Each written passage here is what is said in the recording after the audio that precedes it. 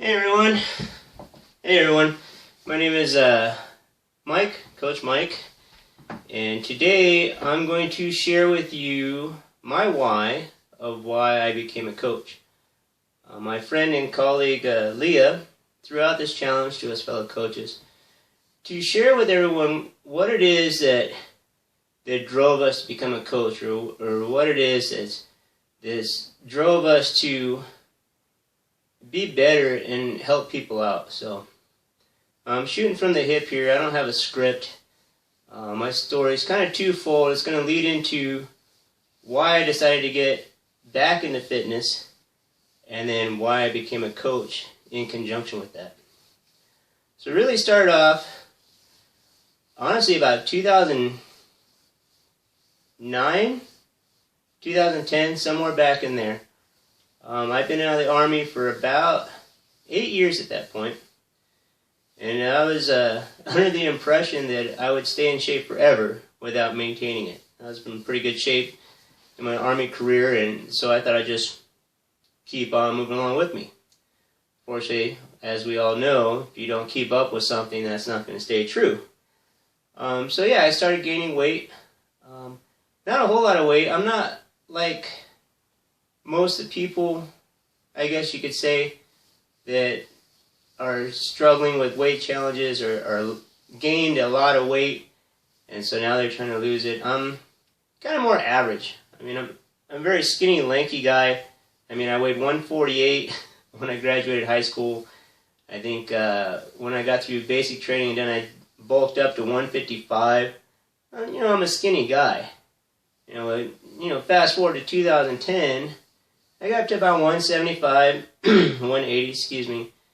And so I'm like, all right, I need to start getting back into shape. So a friend of mine had P90X, so I wanted to try that. And I made it maybe 9 weeks, and I was like, it's just too much for me. I just didn't have the drive or the motivation to want to finish it. So I turned to running, excuse me, and that's when I started running a little bit more. That was embarrassing to start off with. I went from being able to run 5 or 6 miles with no problem to I barely finished one. So I started building back up in that, and slowly progressing to 1.5 miles, 2 miles, and now today I average 3 miles 3 or 4 times a week. So that was a challenge. I went back to P90X, and at that same time,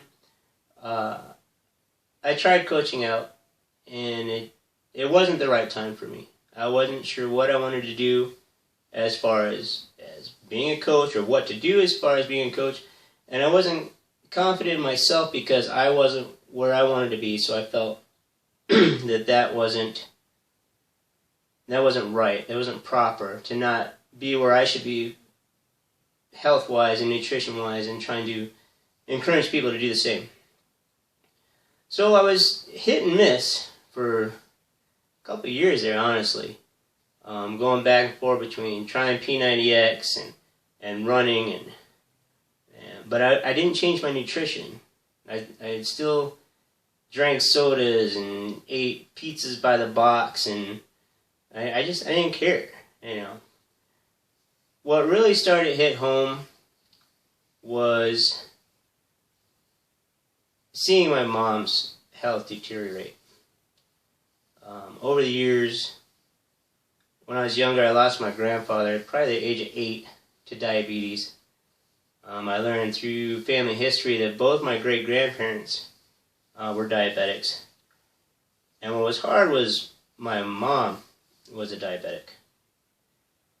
And I saw her struggle. She was a type 1, if I'm not mistaken. So she was insulin dependent. 2 or 3 shots a day.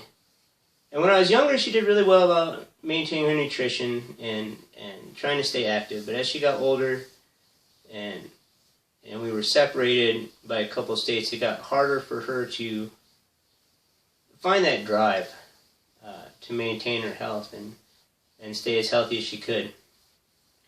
So over the years, she just kept getting worse and worse, and I noticed it, and I tried to encourage her the best I could. But what started really sinking into me was the fact that I started gaining more weight because I didn't care. And the next thing you know, this skinny, lanky guy who, weighed 170, getting out of the Army, 165, 170, I increased up to almost 200 pounds. That was about, the last time I checked the scale before I got serious, I was about 195. So for a skinny guy like me to jump up 30 pounds, to me that was significant. And I knew that that was going to be a segue to leading into a hereditary disease that's been throughout my entire family, which I didn't want to deal with. I didn't want those complications, those struggles. So I got serious. And that's when I decided to try Insanity. So I'm going to go all in, I'm going to go hard and go strong. So I got Insanity, and I was bound and determined to finish that program, unlike P90X. So I grit my teeth and I dug my heels in, and I completed my first round. And I was so ecstatic. I lost maybe 5 to 10 pounds in that first round. So it brought me back down to about 180-ish. And I was ecstatic. So I'm like, you know what? I did it. I'm going to do it again. So I did it again. And I got about 5 weeks in, and my weight loss had plateaued. I was still at, 185, somewhere in there, between 180 and 185. I'm like, this isn't making any sense. So I reached out to other fellow competitive fitness enthusiasts who have done Insanity or other programs. I'm like, all right, what am I doing wrong? I'm busting my butt every day. I'm giving 110%. I'm sweating my butt off, and I'm not losing any more weight. The first thing that came up was, how is your nutrition?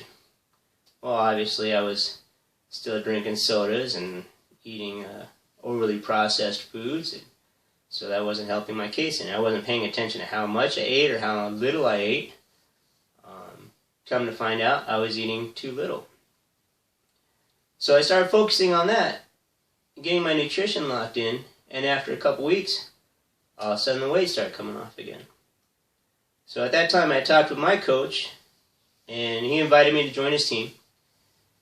And I had found myself willingly wanting to help other people on his team. I didn't know a lot about nutrition or health then, but I knew what worked for me and how to motivate myself and how to encourage motivation in others. So that's what I started doing. After a while, he invited me to become a coach. And honestly, I was extremely hesitant. I was like, I've been down that path. It wasn't the right time for me. It didn't work out well. But he said, you know what? You got a natural gift for a natural talent. Try it again. I think you might find some better direction this time. And it might be a better time in your life. So I pondered it over for another probably 2 or 3 weeks. I'm like, you know what? I'm going to do it. I'm going to try it. I've got nothing to lose. I enjoy helping people. I've always enjoyed helping people. When I was younger, I wanted to get into the service industry in some kind, either with hotel or restaurant management or something along those lines. Something that engaged me with people and wanted to put a smile on someone's face. So I became a coach again for the simple fact that I enjoyed motivating people. And I wanted to help people try and be better than they are today. What really hit home, like I said earlier, was my mom's health was deteriorating. To the point where there was no return. I lost my mom this past January, so about 9 months ago, to diabetes. Her liver started to fail, and the rest of her body just decided to shut down. It was done. It could not do anymore. That really, really hit home, because she wasn't that old. She was only 62. My grandfather, I think, was 65 when he passed away. I'm only 37. I have a beautiful wife. I have 3 children. Two girls and a boy, 12, 10, and 6. The boy's the caboose. And I want to make sure that I am there for them for as long as I can. And the only way I can do that is to take care of my body so that I can remain healthy and fit and keep up with them and set a good example for them. So if I expect myself to be able to motivate others, or at least show others how to motivate themselves and encourage them to be healthier, to be fitter, to be around for their loved ones, for their children, to see their grandchildren down the road, or even their great-grandchildren, I got to show how to do that. And so by me being the leader that I want to be, and I choose to be, I got to step up to the plate. I got to make sure my nutrition's on point. I got to make sure that my exercising is on point, so that I can show those out there that question themselves, their abilities to be able to do this. Yes, it can be done. It just takes a little bit of determination, a little bit of consistency, and a little perseverance. So there you have it. I mean, hopefully I didn't get too long-winded here, but that is my why. I mean, like I said, it's twofold. One, to better myself, physically and mentally, and to be able to show others how to do the same so that they can live a long, healthy, fruitful life.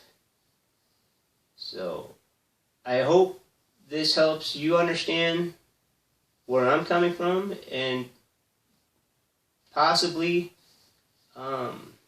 show you an avenue that you can take to dig in and make this work for you. So thanks for watching. I appreciate it. You guys have a great day. Thanks.